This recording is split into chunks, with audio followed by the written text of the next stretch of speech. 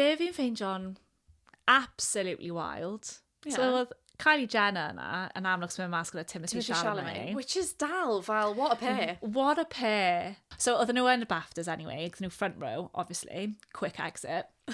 A what blew my mind yw oedd Take That yn perfformio. Fi ddim yn gwybod... Yn perfformio? Yeah.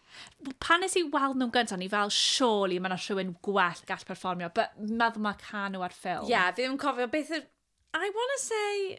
Today this could be... nath nhw'n canu. Okay, hwnna. Yeah, mae hwnna'n rhyw ffilm, can't remember what it is, so ddim yn helpful, ond dyna pam. A rhywbwynt, nath Gary Barlow literally fel wneud fath o fel cool side little... I hi? Na, Ariana Grande.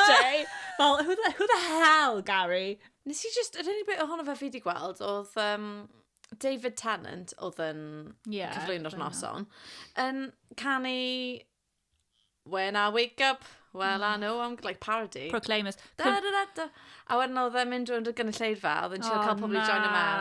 A oedd Anna Kendrick, oedd hi fel, hi obviously ddim yn gwybod y gan, ond by like the... erbyn i pawb wneud e. Dwi'n ddim yn anos. Well, na, dwi'n wedi gwybod. Mae fe'n literally cyfio. So, oedd e'n really, really weird gwylio hi'n canu.